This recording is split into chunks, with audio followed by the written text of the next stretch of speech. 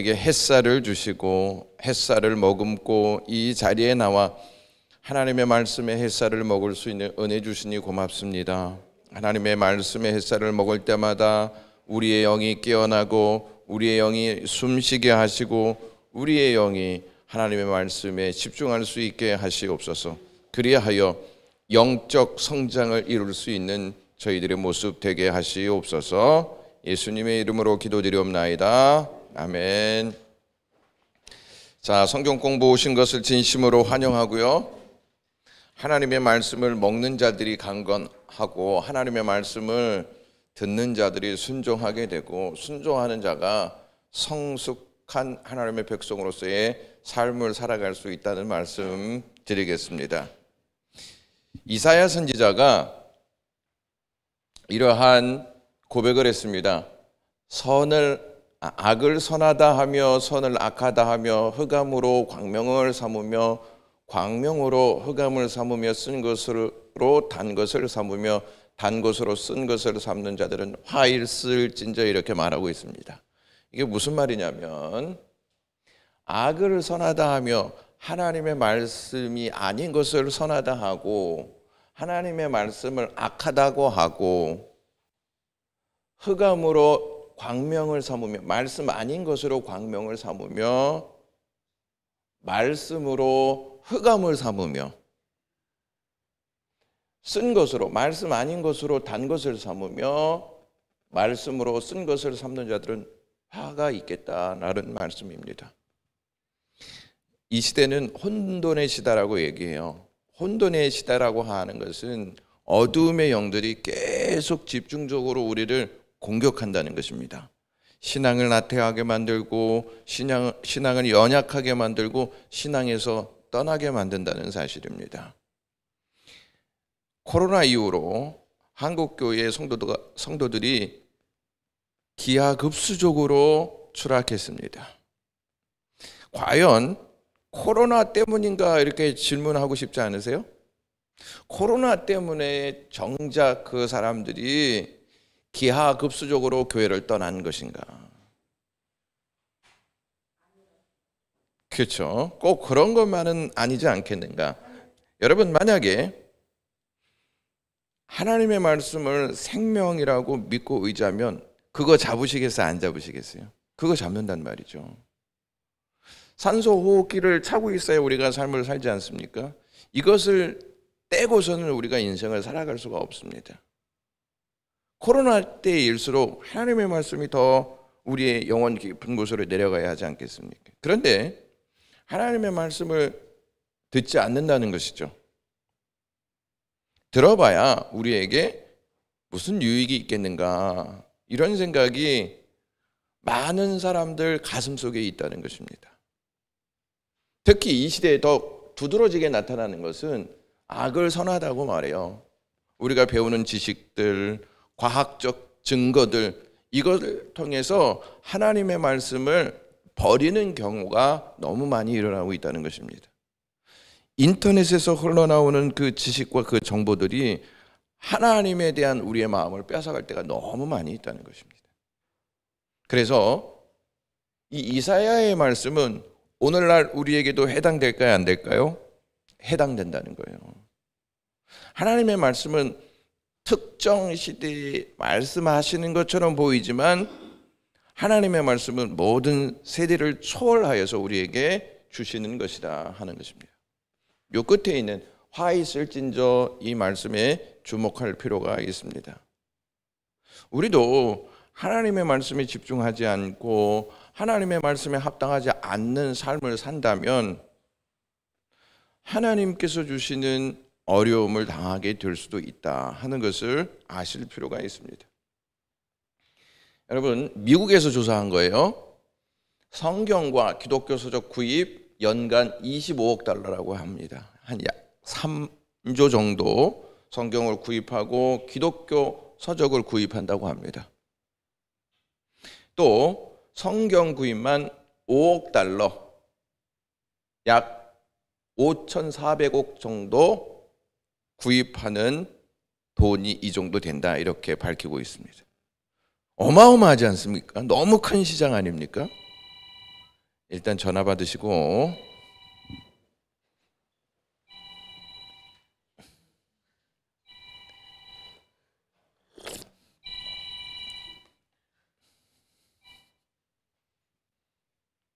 네, 큰 시장이지 않습니까? 이렇게 큰 시장인데 여기서 우리가 생각해 봐야 할 것이 있어요. 그게 무엇이냐? 큰 시장에 있는 우리가 이만큼의 영향을 받고 있느냐? 그러니까 성경을 통해 영향을 받고 있느냐? 신앙 서적을 통해서 영향을 받고 있느냐? 이걸 생각해 봐야 한다는 것이죠. 시장은 너무 큰데 우리의 삶의 영역에 있어서 어느 정도의 영향을 받고 있느냐 하는 것입니다. 큰 시장인데 전혀 우리의 삶에 영향을 받고 있지 않다. 그러면 모순된다는 것입니다. 마크 트웨인이라고 하는 미국 작가가 있습니다. 이 사람이 이렇게 이야기했습니다. 고전이라고 칭송은 하면서 읽지는 않는 책이라던가, 성경을 말하는 거예요, 신앙에 관한 고품격 정신 활동의 면에서 현재 서구 사회에는 유례 없는 일들이 벌어지고 있다. 그러니까 성경을 구입하고 성경은 하나님의 말씀이야 이렇게 생각은 하고 있지만 읽지는 않고 있다는 거예요. 그러면서 교회에 다니는 교인들은 성경 말씀이 쏙 빠진 신앙생활을 하고 세속주의자들은 하나님의 언급이 없는 성경을 추구하는 이러한 일은 분명 유사일에 문명이 시작된 일에 처음 있는 일일 것이다 이렇게 말하고 있습니다. 심지어 어떤 그리스도인은 자신의 믿음이 성경 말씀에 묶이지 않는다며 자랑을 한다. 나는 하나님의 말씀에 묶이지 않는 삶을 살고 있어. 이런 사람들을 보면 어떠한 유형의 사람이냐면 경험 위주의 삶을 사는 사람들이 있죠. 하나님의 말씀보다 경험이 더 우선시 되면서 이것을 따라가는 사람들이 이렇게 말할 수 있다는 것입니다. 그러면서 이걸 굉장히 자랑스럽게 얘기해요. 나는 성경에 묶이지 않아. 나는 성경에 구속받지 않아. 나는 자유로운 몸이야. 그래서 진짜 성경에 따라 삶을 살지 않고 성경과 다른 삶을 살면서 그것을 자유라고 표현하며 사는 그리스도인들이 많다는 것입니다. 그래서 이 트웨인이 이렇게 말합니다. 그러나 실상은 그들의 믿음이 그들을 배신하고 있는 것이다. 그들이 믿고 있는 것이 하나님의 말씀이 아니기 때문에 배신하고 있다는 것입니다. 하나님의 말씀과 내 경험이 어긋나지 않습니까? 근데 나는 그 경험을 따라가요. 그러면 그 경험을 따라간 그 시간 모든 것들이 결국 나를 고통스럽게 한다는 것입니다. 진리에서 떠난 역사이기 때문에 그렇습니다. 그래서 우리는 늘 물어야 돼요. 나는 진리와 밀접한 삶을 살아가고 있는가를 물어야 한다는 것을 여기서 우리가 배울 수 있다는 것입니다. 첫 번째 보시면 성경 말씀 없이 신앙생활을 하겠다는 것은 먹지도 자지도 않으면서 몸을 건강하게 만들겠다는 생각만큼이나 허황된 것이다. 신앙생활을 한다고 하면서 무엇이 없냐면 하나님의 말씀이 없다는 거예요. 그러니까 습관적으로 교회 나오고 습관적으로 하나님의 말씀 듣고 습관적으로 봉사생활하고 습관적으로 헌신하고 돌아가는 삶, 여기에 해당할 수 있다는 것입니다. 하나님의 말씀이 없어요. 그러니까 하나님의 말씀이 없으니까 늘 감정적으로 일하게 되고 경험적으로만 일하게 됩니다. 그 일을 어떻게 품고 나가야 할지, 어떠한 방향이 하나님이 원하시는 방향인지를 생각하지 않고 일하는 경우가 많이 있습니다. 그래서 그 안에서 자꾸 시험거리가 있는 것이고 그 안에서 자꾸 어려움이 있는 것이고 그 안에서 자꾸 자기들이 추구하는 방향으로 이끌고 간다는 거예요. 자기들이 추구하는 방향, 자기들이 목적한 바를 이루기 위해서 헌신을 하게 되고 봉사를 하게 된다는 것입니다. 하나님이 원하시는 것이 아닌 자신이 원하는 방향에 따라서 그 일들을 추진해 나간다는 것입니다. 우리는 여기에 해당하지 않는가 하는 생각을 해보셔야 돼요. 교회 생활이 있고 신앙생활이 있다고 하지 않았습니까? 교회 생활은 하나님 말씀 없이도 충분히 할 수 있어요. 신앙생활은 하나님 말씀 없이는 할 수 없는 게 신앙생활이에요. 그럼에도 불구하고 크고 작은 교회들이 이런 어이없는 장단에 놀아나고 있으니 우려스럽기 그지없다. 이것은 성경 헛똑똑이 신앙이 아닌가 싶다. 듣기는 듣는데 알고는 있는데 이것을 삶 속에서 분출하지 못하고 삶 속에 옮겨놓지 못하니까 열매가 없는 거예요.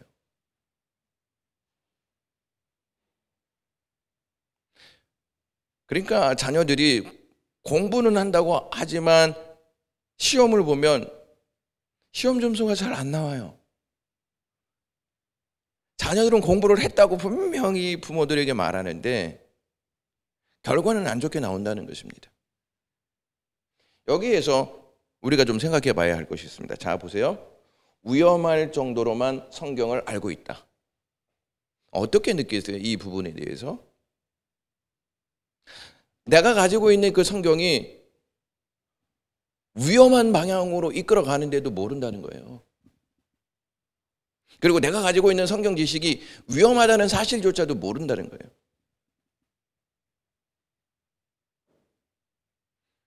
그래서 교회 안에서 교회 생활을 하는 사람들이 성경에서 빗나가는 생각을 하면서 교회 생활하는 사람이 참 많이 있다는 사실을 아셔야 합니다.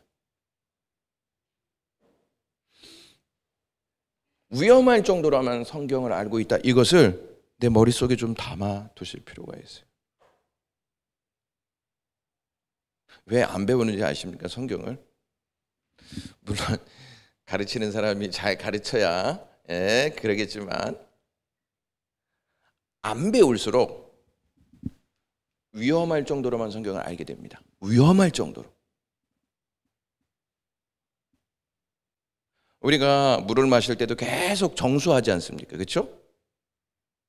정수해야지 계속 맑은 물이 나오지 않습니까? 걸러내고 또 걸러내고 또 걸러내야지. 교단과 교파를 초월해서 2000년이라는 세월 동안 기독교 신앙을 하나로 묶어준 것이 무엇이에요? 성경이에요.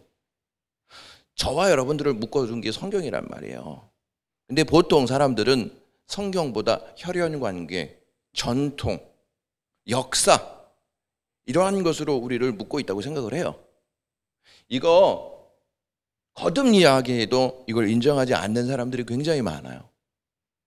어렸을 때 우리가 만나서 산동네에서 어울렸다가 교회에 들어가서 우리가 신앙생활에서 지금까지 온 것이지 성경이 우리를 묶여줬다고는 생각을 안 한단 말이죠. 이러한 성경을 옆으로 제쳐두면 장차 어떠한 일이 벌어지겠는가? 여러분, 성경이 우리를 묶어줬는데 성경을 제쳐놓으면 어떤 일이 벌어질 것 같아요? 결국 분열과 분쟁이 일어나고 만다는 것입니다. 지금까지 기독교의 매력이자 아름다움은 믿음의 공동체였습니다. 왜 믿음의 공동체가 아름답고 매력적이었냐면 누가 묶어주었기 때문에, 성경이 묶어주었기 때문에. 근데 그 성경을 제쳐놓았어요. 그러니까 이제 더 이상 매력적이지도 않고 아름답지도 않다는 것입니다. 생명력이 없다는 것입니다. 하나님의 말씀이 생명인 거 믿으시죠? 그런데 그 공동체에 생명의 말씀이 없다면 죽은 공동체라는 말이에요.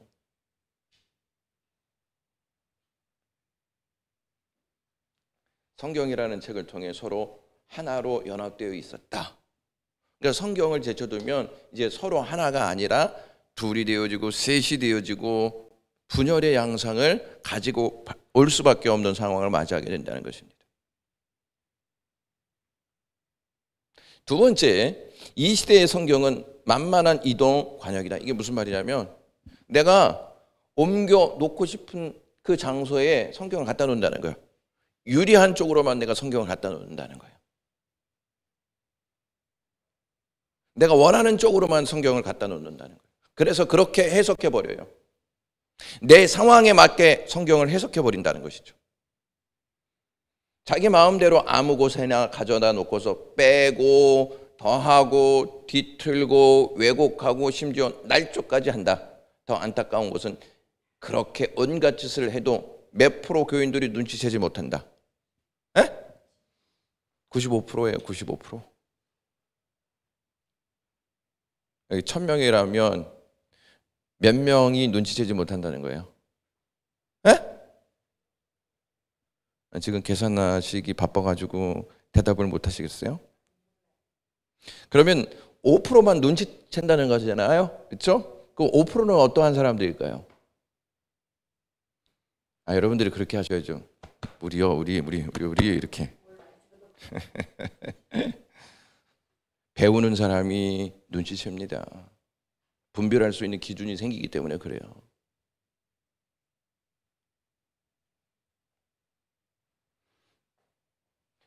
이거는 제가 영국의 학자인 제러마이어라고 하는 교수로 책을 빌어서 이렇게 여러분들에게 설명드리는 것입니다. 이거는 넘겨 갑니다. 또 이렇게 됐네. 왜 눈치채지 못하냐면요, 성경을 모르기 때문이에요. 많은 분들이 나는 뭐 교회를 몇 년 다녔다, 난 직분이 뭐다, 여기에 스스로 속아 넘어갈 때가 많이 있어요. 정작 몇십 년 다니고 중직을 갖고 있다 할지라도 성경을 모른다는 것입니다. 성경을 모르니까 성경이 지시하는 방향, 성경이 무엇을 요구하는지 전혀 눈치채지 못하는 거예요. 그래도 예전에 우리 권사님 시대 때는 성경을 이렇게 차고 다녔잖아요. 옆에다가 끼고 다니고. 요즘에는 그러한 모습을 볼 수가 있어요? 없어요? 없어요. 예전에는 예배 시간에 성경책 넘기는 소리가 이렇게 들렸어요.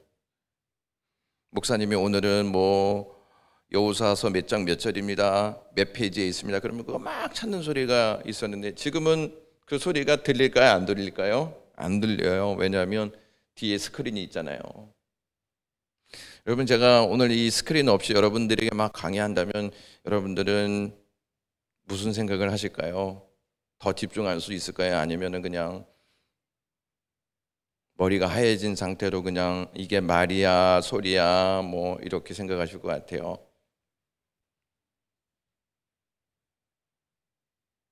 그러니까 성경을 들고 다닌다는 이 개념이 이제 없어졌잖아요. 그만큼 우리가 이제 성경을 소홀히 여기고 있다는 증거도 포함됩니다. 목사님, 내 나이 돼봐요, 무거워서 성경 못 들고 다닙니다. 뭐 권사님들을 막 뭐라 그러는 게 아니고 이게 이제 문화가 되어버렸어요. 젊은이들도 될 수 있으면 성경을 안 갖고 다녀요. 여러분, 이제 죄송한데 제가 이 아이패드만 딱 갖고 다니는 모습을 보면은 여러분들은 은혜스러워요? 아니면은 그냥 은혜스럽지 않아요? 그게 뭐예요? 아니면은 이렇게 성경을 갖고 다니는 것이. 여러분, 저 오늘 성경 안 갖고 와도 돼요. 여기 이거 화면으로만 하면 되잖아요. 근데 제가 일부러 성경을 갖고 다니는 이유가 있어요. 어떤 목사님은 설교할 때 성경을 옆에 두고 있고 성경과 멀어져서는 안 된다 하는 개념을 이야기하시는 분들이 있어요. 저는 이 부분에 전적으로 동의합니다. 생명이라고 말하면서 우리가 생명을 생명답게 여기지 않는다면 그것이 모순이라는 것입니다. 그럼 여러분들이 지금 이 시간 또 이제 질문할 수 있어요. 그럼 목사님, 오늘 수요일인데 오늘부터 성경책 갖고 나와야 되나요? 뭐 여러분 잘 생각하시면 좋을 것 같고요. 한편에서는 성경을 애처로울 만치 축소시키지만 그래도 여전히 성경을 즐겨 사용하는 그리스도인들이 있다. 여전히 성경을 즐겨 사용하는 사람들이 있어요. 다만 그들은 성경을 즐겨 뭐 시켜서 문제다? 변경시켜. 위에는 축소시켜서 문제인 거고 아래는 변경시켜서 문제인 거예요. 우리가 성경을 잘 배우지 않잖아요. 그럼 성경을 축소시키고 있는 설교를 들으면서도 아멘 할 수 있고, 또 성경을 즐겨 막 변경시키는 설교를 들어도 아멘 한다는 거예요. 그게 마치 은혜스러운 것처럼. 그래서 우리가 성경을 잘 배울 수 있어야 된다는 것입니다. 그러니까 서양의 기독교를 단적으로 표현하는 말이 바이블 이시 신앙이다. 이게 무슨 뜻이냐면 요 끝에 ISH가 붙었잖아요. 예? 요게 전미어예요, 전미어. 요거를 딱 붙이면 성경다운, 성경 비슷한, 성경스러운 이 말이 된다는 거예요. 잘 들어보세요. 성경다운이라는 말 딱 들었을 때 옳은 말 같아요? 틀린 말 같아요? 그렇죠. 성경이면 성경이지 무슨 성경다운이 어디 있어요? 성경 비슷한, 성경스러운. 근데 이게 2003년 인터넷에 최초로 선을 보이면서 아주 급속하게 확산됐다는 사실입니다. 여러분 잘 아셔야 돼요. 성경다운은 없어요. 아, 성경다워. 성경과 비슷해. 그러니까 우리는 성경과 비슷한 걸 선택해야지. 그런 말이 우리의 생각을 주도해 나가면 안 된다는 거죠. 요거를 끝에 붙이면은 성경 헛똑똑이 된다는 말이야. 성경을 헛똑똑으로 알고 있다는 거예요. 성경을. 왜? 비슷한 걸 그냥 따라가거든요. 성경을 안다고 하면서. 조금 나쁜 말로 하면은 바이블레스라고 하는데 이게 좀 무식한 사람인 거예요. 그러니까 성경을 모른다는 거야, 결국에는. 왜? 성경이 아닌 걸 따라가니까 성경을 모르는 거죠. 그런 사람들이 교회 안에 있을까요, 없을까요? 있어요. 그러니까 막 이단 따라가고. 그래서 이렇게 말하는 신학자들, 목회자들이 많이 있습니다. 오늘날 교회들은 영양실조에 걸려 있다. 여러분 어떻게 이게 가능하죠? 인터넷에서 들을 수 있는 내용들이 너무 많고 설교들이 홍수처럼 막 쏟아져 나오는데 어떻게 영양실조에 걸리는 말이에요. 설교는 많이 듣는데 성경에 대해서 무지하다는 거예요. 굉장히 좀 어폐인 것 같지 않습니까? 많이 들으면 많이 들을수록 성경에 대해서 보다 잘 알아야 되는데 무지해진다는 것입니다. 얕은 신학적 지식을 가지고 막 판단해 버리는 거예요. 얕은 신학적 지식을 가지고. 그리고 여러분 우리 사람은 좋아하는 것만 보게 되어 있어요. 좋아하는 것만. 설교도 좋아하는 것만 보게 되어 있어요. 근데 성경은 내가 좋아하는 것만 말해요. 내가 싫어하는 것도 말해요. 싫어하는 것도 말해요.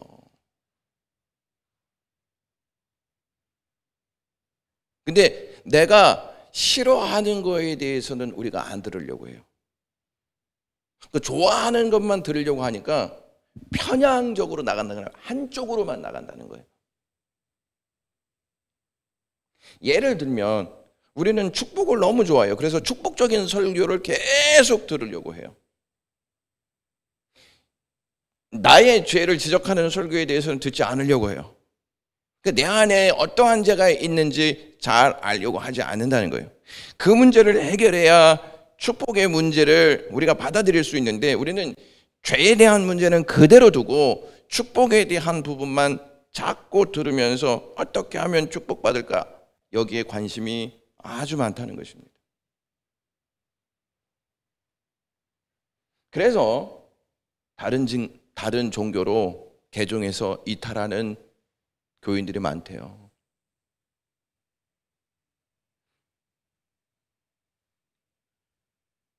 성경에 명시된 복음의 능력을 모르는데 그 외에 다른 무엇을 기대할 수 있겠는가? 성경을 모르는데.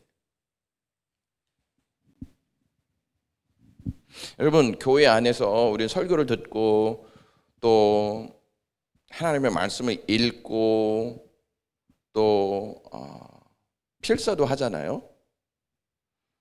그렇다면 성경적 가치관을 갖고 있어야 돼요? 안 갖고 있어야 돼요? 성경적 가치관이 무엇이냐면 가치를 성경에 둔다는 말이에요. 근데 과연 우리의 삶의 가치가 성경에 있냐는 거예요.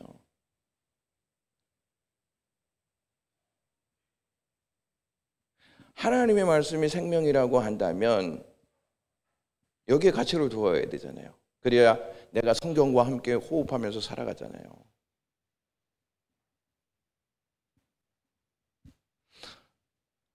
성경을 읽으면서도 성경이 내 가치관이 되는 게 아니고 세속적 가치관에 내가 끌려가는 경향이 많다는 거예요.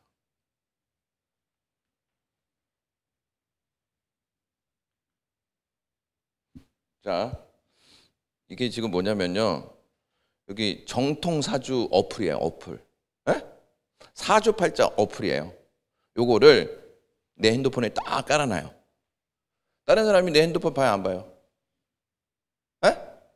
안 보죠. 그럼 누구만 내 핸드폰을 보는 거예요? 나만 딱. 그래서 잠금장치 딱 해놔. 다른 사람이 볼 수 없게. 내가 사주팔자 보는지 어떻게 알아? 정통사주 보는지 어떻게 아냐고요. 그래서 이것을 심심할 때 딱 한 번씩 열어봐요. 오늘의 나의 운세는 어떤가 한번 딱 열어보고.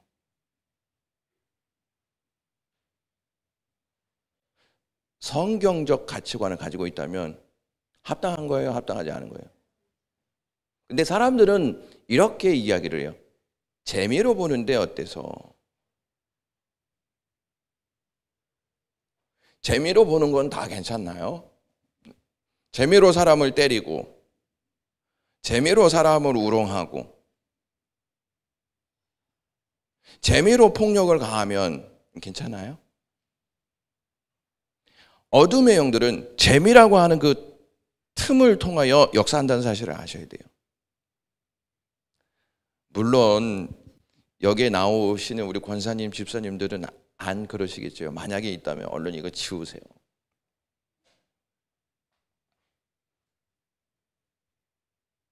호기심이 있을 수 있어요. 근데 그 호기심에 넘어가지 마세요. 아담과 하와가 선악을 알게 하는 나무의 열매를 딱 보았어요. 호기심이 딱 들었어요. 먹음직도 하고 보함직도 하고 지혜로울 만큼 탐스럽기까지 했다 그랬어요. 근데 그것을 따먹었을 시에 그가 어떻게 됐나를 알 수 있잖아요. 여러분, 아담이 하나님께 하나님 재미로 한번 먹어본 건데 그거 가지고 그냥 우리를 이렇게 박살을 내십니까? 하나님, 그렇게 말할 수 있을까요? 결코 없단 말이죠. 핸드폰에 내 세계를 만들어 놓고 우리는 거기에 막 젖어들고 거기 안에서 헤엄치고 거기 안에서 나의 미래를 보고 거기 안에서 내 인생을 막 생각한다는 말이에요. 우리는 핸드폰 안에서 내 세계를 만들어가는 게 아니고 하나님의 말씀 안에서 내 세계를 만들어가야죠.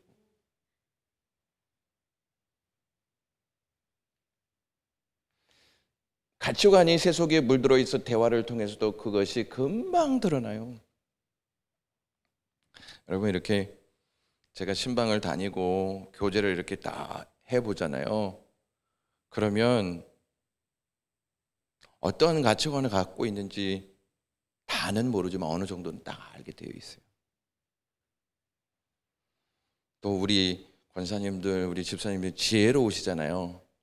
앞으로 나 목사님의 신방은 이제 그만 받겠습니다. 금방 들통 날 텐데 신방 받아서 뭐 합니까? 우리가 하나님의 말씀에 이렇게 막 젖어 있는 게 아니고 세속적 가치관이 딱 젖어 있어요. 그래서 몇 마디만 해도 금방 세속적인 언어로 딱 돌아갑니다.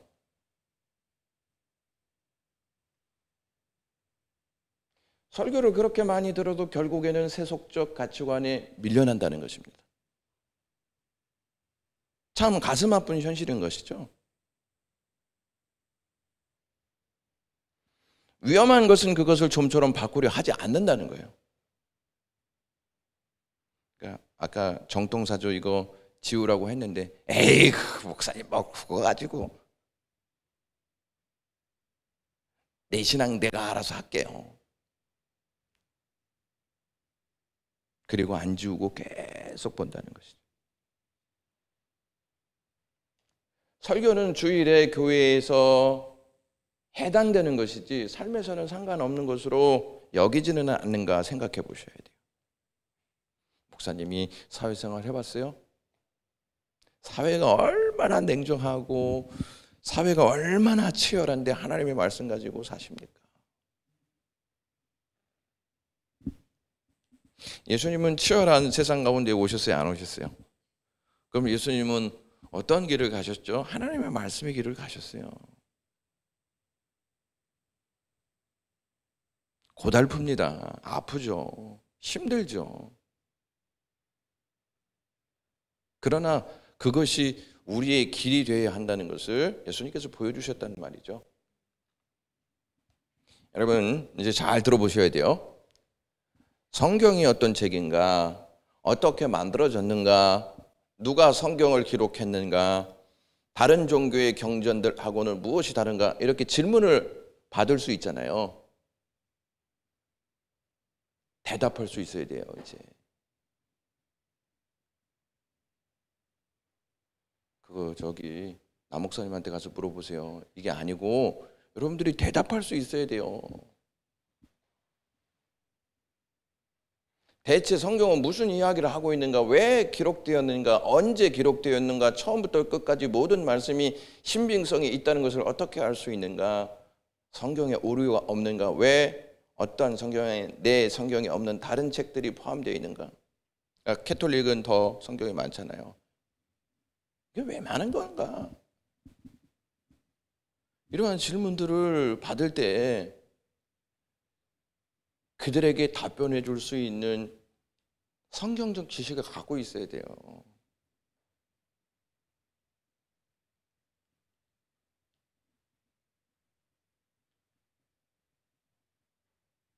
이것은 지극히 평범하고 상식적인 질문이지만 이것마저도 자신 있게 대답할 수 있는 그리스도인들이 많지 않다. 아까 그 질문들 있죠? 상식적인 질문이라고 얘기하잖아요.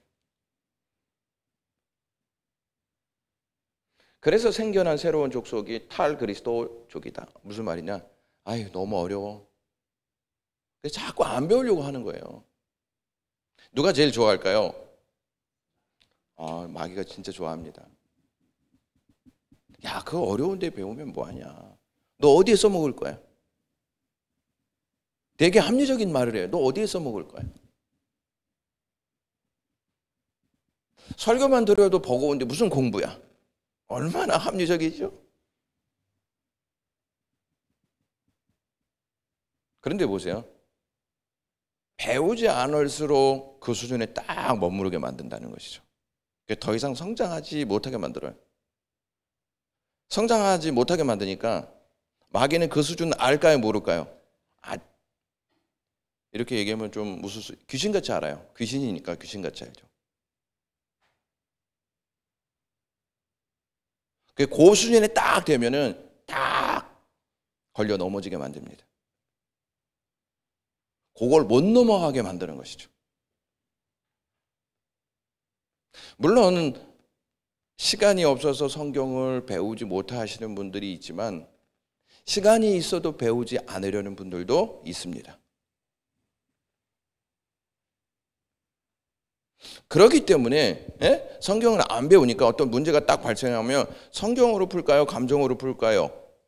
감정으로 딱 풉니다. 그리고 내 지식 선상에서 딱 풀어요. 한 가지는 반드시 이렇게 말합니다. 기도해 주세요.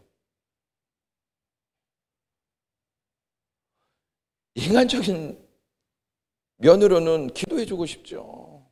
근데 그 일이 정당한 일이 아니거든요. 근데 기도해 달라고 해요.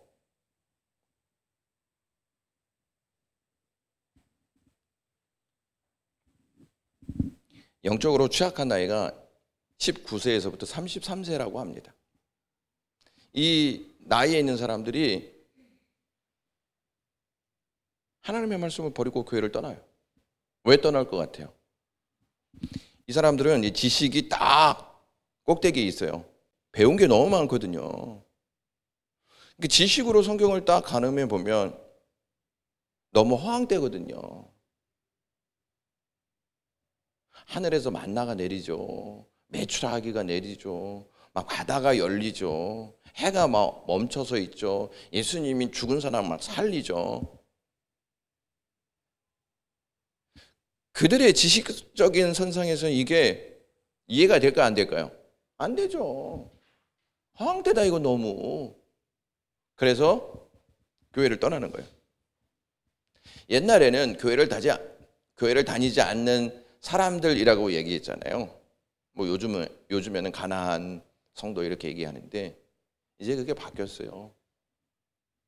무종교자라고 불린다는 거예요. 무종교자. 종교가 없다는 것이죠.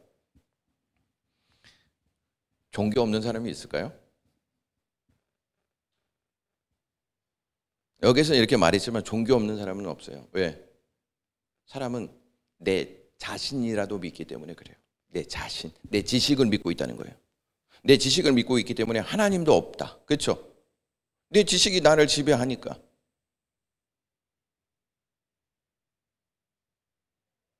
그 무종교자는 없어요. 다 종교를 가지고 있다는 거예요. 그러니까 믿음의 대상이 다 있다는 거예요. 믿음의 대상이 없는 사람들이 어디 있어요? 그래서 이런 사람들을 많이 봤잖아요. 나는 내 자신을 믿어. 그렇죠?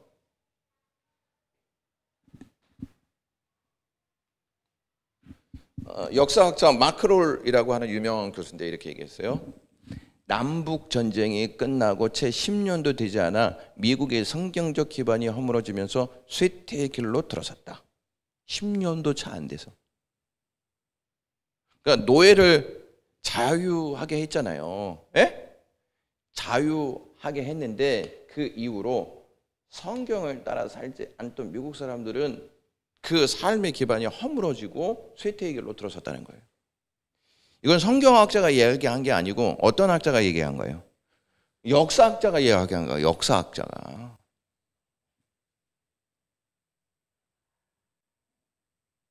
여러분, 성경이 무너지잖아요? 그럼 반드시 쇠퇴의 길로 갈 수밖에 없어요. 왜? 성경은 생명이잖아요. 생명이 없는데 무슨 활동성이 있겠습니까? 죽은 것과 똑같지 않습니까? 그러니까 그냥 무너지는 거예요.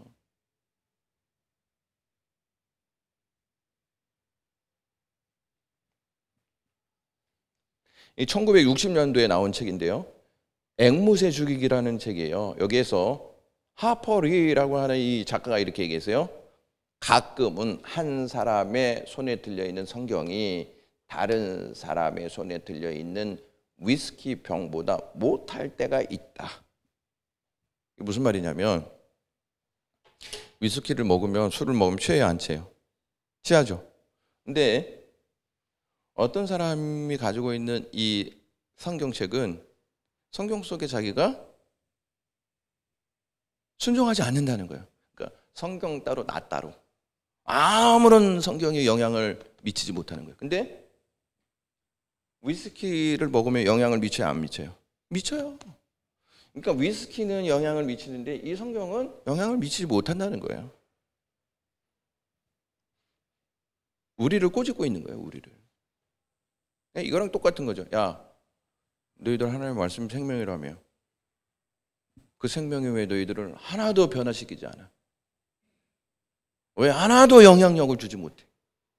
야, 위스키는 먹으면은 거기에 취해서 취한 행동을 하는데 너희들은 성경을 읽으면서 왜 아무런 힘을 발휘할 수 없냐? 하고 비꼬는 이야기예요, 이게.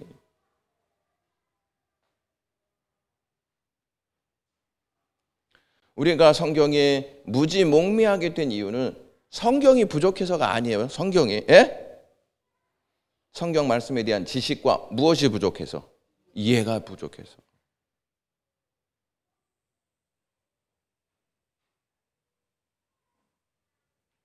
이해가 부족하기 때문에 그냥 멈춰서 있는 거예요.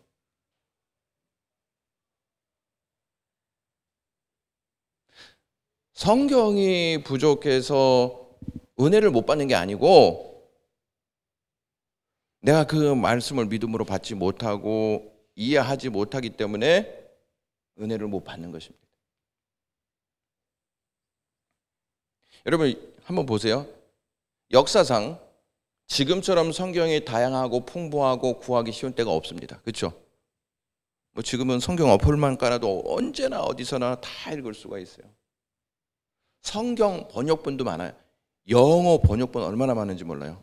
자, 개역 개정이 있죠. 개역 한글이 있죠. 현대인의 성경이 있죠. 그 다음에 새번역 성경이 있죠. 쉬운 말 성경이 있죠. 얼마나 많은지 몰라요. 교재도 많잖아요. 성경 공부 교재도. 묵상집도 풍부해요. 서점에 가면 기독교 서적과 자료들이 책장마다 차고 넘칩니다. 그런데 이런 상황에서 교인들은 역사상 그 어느 때보다 성경을 덜 읽고 덜 공부한다. 자, 저희가 이제 1000명이라고 기준 잡았어요. 10%면은 몇 명이 성경 공부를 해야 되죠? 100명이에요, 100명. 근데 이제 우리 교회는 성경처럼 변함이 없어요. 변함이 성경처럼. 무슨 말이냐면 성경 공부 나왔던 분들은 그대로 나와. 변함이 없어. 새로운 얼굴이 없어요. 성경에는 새로운 것들이 막 추가되어 여전히 똑같아요. 여전히 똑같아. 그래서 우리는 성경을 닮아가. 여전히 변함이 없어. 그냥 나오셨던 분만 그 자리에 계속 나오셔서 성경을 배우고 공부한다는 것이죠.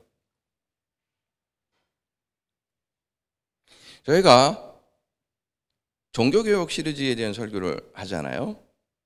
스타트가 오직 성경이죠. 성경을 모르면 그리스도를 모르고 그리스도를 모르면 오직 믿음이 무엇인지 알지 못하고 오직 믿음이 무엇인지 알지 못하면 오직 은혜가 어디부터 오는지도 알지 못하고 오직 은혜를 모르면 하나님께 영광 돌리지 않고 그 영광 내가 다 갈취해요. 정말 교회가 개혁되기를 원하신다면 나부터 성경을 읽고 그리스도를 보아야 하고 오직 믿음과 오직 은혜와 오직 영광을 위해서 살고자 하는 이 다짐들을 성령 앞에 내놓고 성령의 역사를 기다릴 수 있는 저와 여러분들이 돼야 된다는 거예요.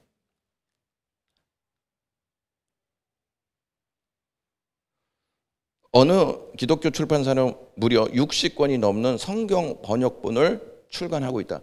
여러분 미국에는 우리나라보다 성경 번역본이 더 많아요. NIV, 킹 제임스 버전 너무 많아요. 너무 많아. 내가 취사선 때께서 그 성경을 고를 수 있어요.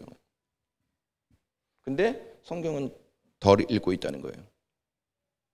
그러니까 미국 성서협회가 성경 상황이라는 이름으로 발간한 연간 보고서가 나왔습니다. 그거 잠깐 보여드릴게요.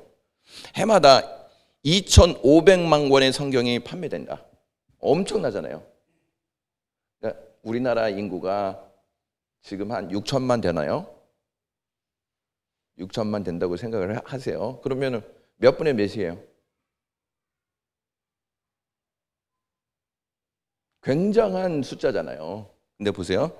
이제 삽니다. 미국 그리스도인의 절반이 너무 바빠서 성경을 읽지 못한대요. 성경을 사는데 성경을 읽지 못한대요. 평균적인 미국인 가정은 대략 한 5권 정도의 성경을 가지고 있대요. 5권 정도의 성경. 근데 미국인의 88%는 최소한 한 권의 성경책을 소유하고 있다. 88%가 한 권의 성경책은 있어요. 성인 7명 중 1명만 날마다 성경을 읽는다고 한다. 성인 7명 중 1명만. 여러분 미국은 기독교 국가라고 자기 자신들이 얘기하잖아요. 기독교 국가에서도 이렇게 성인 7명 중 1명만 성경을 읽는다면 우리나라는 어떨까요? 지금은 한 800만 명 된다 그래요. 성도들이. 얼마나 읽을까요? 성인 중 4명, 성인 4명 중에 1명은 성경을 한 번도 읽은 적이 없다고 한다. 미국 사람들이요. 신세대 33%는 성경을 한 번도 읽은 적이 없다고 했으며 기성세대에도 성경에 대해서 냉소적인 태도를 취한다. 옛날 책이다. 에? 유익이 하나도 없다. 여러분 솔직히 성경 재밌어요? 읽는데? 레위기 한번 시작해 보세요. 미국인의 19%는 성경이 사회에 과도한 영향을 끼친다고 말한다. 여러분 진리가 당연히 영향을 미쳐야 돼요? 안 미쳐야 돼요? 미쳐야 되죠. 그러면 역으로 지금 81%는 영향이 진리 아닌 성경 아닌 다른 것으로 영향을 미친다는 거잖아요. 81%가 그렇죠? 캐나다 청소년의 47%는 한 번도 교회 건물 안으로 들어가 본 적이 없대요. 50% 캐나다 청소년들은 한 번도 교회 안으로 들어가 본 적이 없대요. 이 미래가 밝겠습니까, 여러분? 그래서 캐나다는요, 엄청 성적 타락이 지금 심화되고 있는지 모릅니다. 여러분, 미국인의 72%는 성경이 모든 언어로 번역되었다고 알고 있다고 합니다. 72%가. 그러니까 세계 언어로 다 번역되어 있다고 알고 있는 거예요. 72%가. 그런데 성경이 한 몇 프로만 번역되어 있는지 아세요? 세계 언어로? 50%만 번역되어 있어요. 그러니까 50%는 읽고 있다는 거예요? 못 읽고 있다는 거예요? 못 읽고 있다는 거예요. 그러니까 우리가 성경을 가지고 있다는 게 큰 축복일까? 아니면은 그 목사님 축복이라고는 얘기는 하겠는데 자꾸 뒷말이 무슨 말 나올지 걱정이 돼서 세계 언어 50%밖에 성경을 만들지 못해요. 성경을 갖고 있다는 게 너무 큰 기적이에요.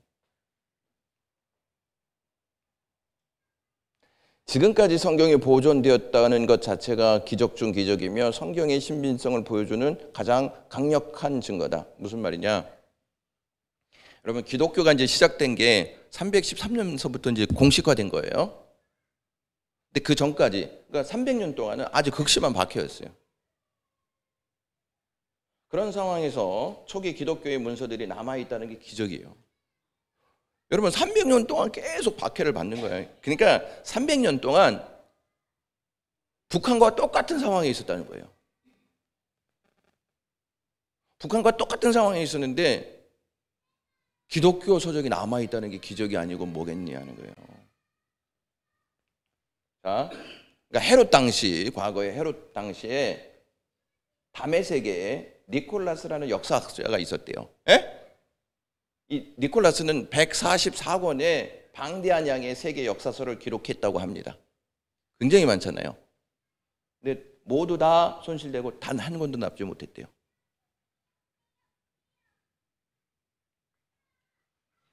이게 이제 303년에 로마 황제가 칙령을 딱 선포합니다. 무엇이냐?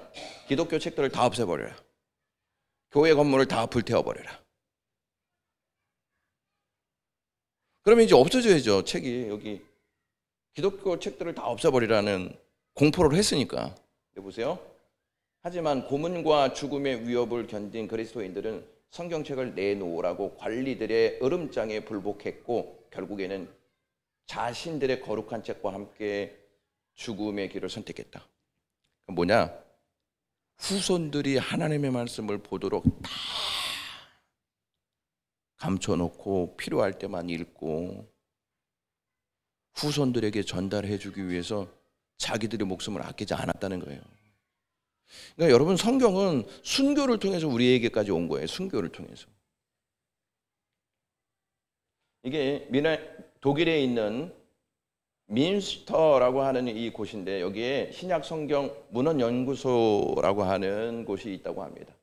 여기에 따르면 그러니까 인쇄기 구텐베르크가 만든 그 인쇄기 그 전에 다 사람이 손으로 써야 하는 이 시대에 만들어진 신약 성경 필사본이 있죠. 5,000권이 넘는데 5,000권. 그러니까 5천 권이 넘는다는 것은 믿음의 선조들이 얼마나 이 성경을 후손들에게 물려주고자 시간을 아끼지 않고 헌신했는지에 대한 부분을 우리에게 알려주고 있는 거예요. 지금까지 남아 있다고 합니다. 5,805권이. 이 중 50권이 넘는 필사본이 300년 이전에 만들어진 것이다. 300년 이전에 만들어진 거예요. 그러니까 300년 이전에 만들어졌단 말은 300년 전부터 막 보존했다는 거야. 이게 손실되지 않게끔 보존했다는 것입니다. 여러분, 전 세계에 15억의 무슬림들이 있대요. 예? 15억. 그런데 이 무슬림들 중에서 20%만 아람어를 할 줄 알아요. 아람어. 무슨 말이냐면 코란이 아람어로 되어 있거든요. 아랍어로 되어 있는데 그러면 몇 퍼센트가 아랍어를 모르는 거예요? 80%가 모르는 거, 80%가. 그런데 이걸 알아듣고요, 암송한대요.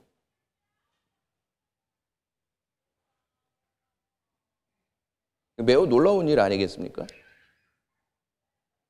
여러분, 만약에 이제 세계가 지금 공통어가 영어니까 우리 한국말로 된 성경을 갖고 영어로만 되어 있다. 여러분 자신 있어요? 이거 암송하고 이거 알아듣기 위해서 노력하겠습니까?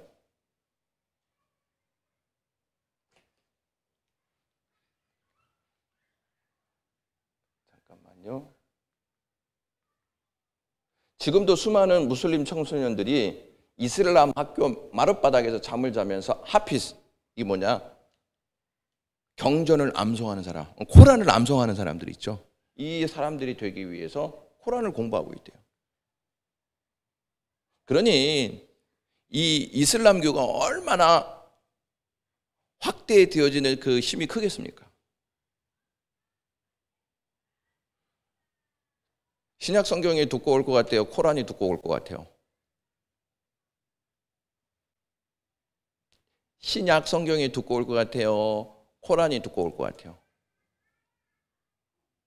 코란이라고 얘기하고 싶은데 또 틀리면 어떻게 될까 이제 고민하다가 그냥 가만히 계시는데, 코란이 더 얇습니다.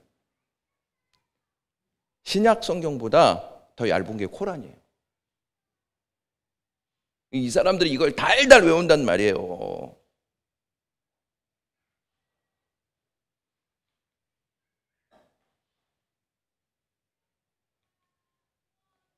자, 이제 성경을 읽을 때 원칙 두 가지를 제가 말씀드리겠는데, 이 원칙 두 가지는 거의 같다고 보시는 게 좋아요.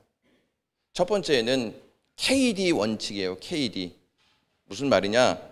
성경을 읽으면 알아야 되잖아요. 알아야 되잖아요. 그렇죠? know라고 하는 단어예요. 알다라는 단어예요.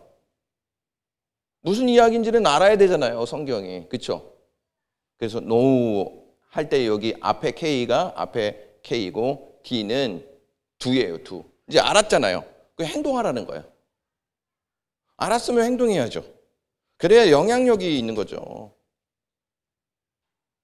자, 기도하라고 말씀을 받았어요. 그렇죠? 그러면 두 해야죠. 해야죠. 해. 그게 성경 읽을 때 원칙 첫 번째고, 두 번째는 MA 원칙입니다. MA는 여기에서 M은 mean이라는 뜻이에요. 이해하다, 의미가 무엇인지를 알다, 이런 뜻이에요. 그러니까 성경을 읽으면서 그 의미를 막 아는 거죠. 하나님이 왜 기도하라고 말씀하셨는지 그 의미를 아는 것이죠. 예? 왜? 지금 운운사자가 삼킬자를 찾고 있는 시대이기 때문에 기도해야 한다. 이게 알게 되죠. 그 의미를 알게 되죠. 그 다음에 적용하라는 말이에요. apply. 적용하라는 거. 적용해야죠, 이제. 그래, 지금 운운사자가 삼킬자를 찾고 있는 이 시대에 내가 기도해야지 하고 기도할 때 이게 적용이라는 말이에요. 알고 해야 하고 깨닫고 적용해야 한다. 성경을 그렇게 그런 식으로 읽어야 된다. 그러면서 이제 케르케고르라고 하는 이 덴마크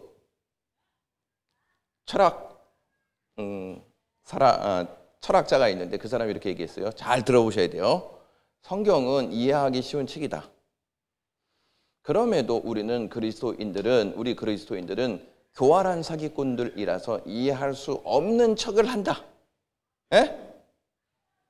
이해한다고 말하는 순간에 그대로 이행해야 할 의무가 있음을 잘 알기 때문이다. 기도하라 하면 이해할 수 없는 척을 한다는 것이죠. 해야 한다는 걸 알면서도. 왜? 그걸 받아들이면 내가 기도해야 하니까.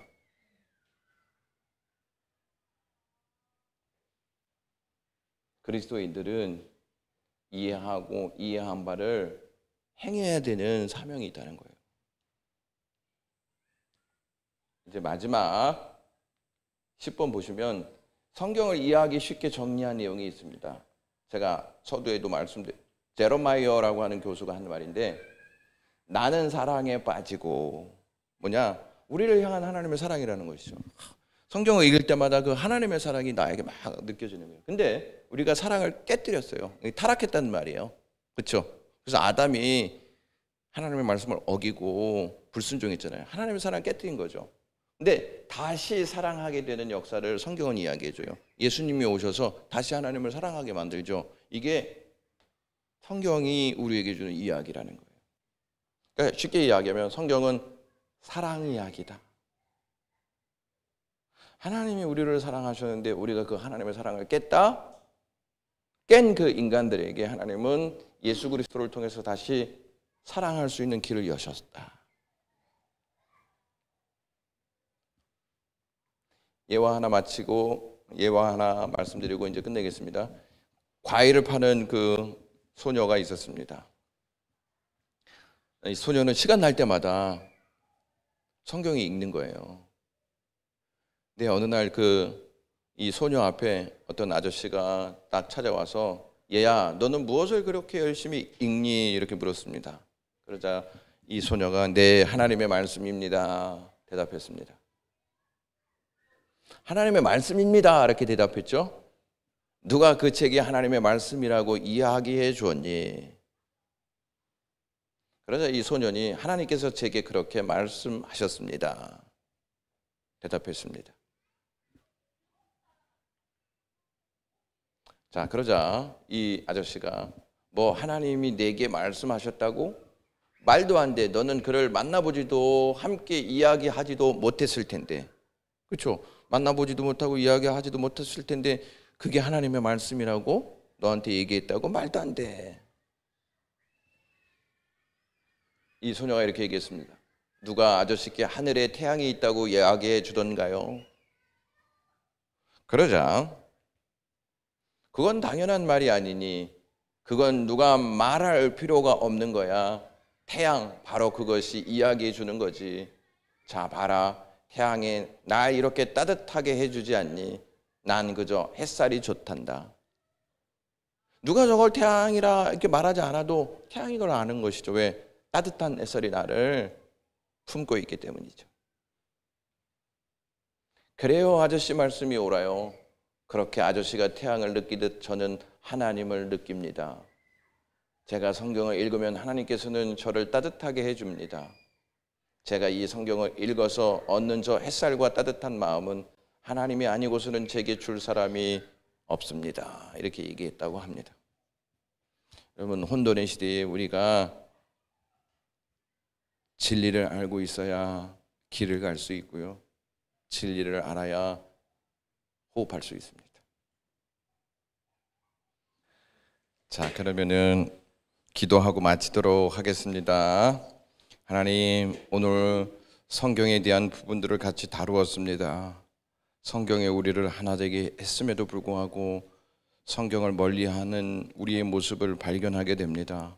이 계기를 통해서 성경과 더 가까이 접할 수 있게 하시고 하나님의 말씀을 생명으로 여기고 영광의 모든 가족들이 하나 되게 하옵소서. 돌아가는 발걸음도 하나님께서 인도해 주시기를 원하옵고 예수 그리스도의 이름으로 기도드리옵나이다. 아멘. 감사합니다. 이것으로 마칠게요.